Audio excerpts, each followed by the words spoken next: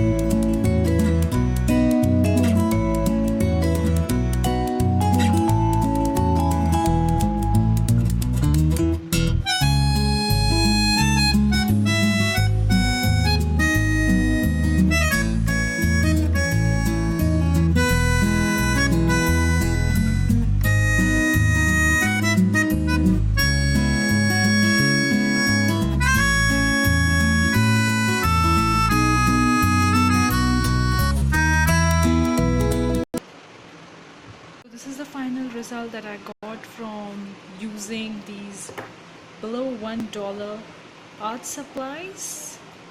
I love the final result. It's not that bad as I expected, but then I love the pink color and this golden. I hope you enjoyed this video. Please give it a like and subscribe to my channel, and don't forget to hit the bell icon to get the weekly dose of the art. See you in the next video, guys. Take care. Bye.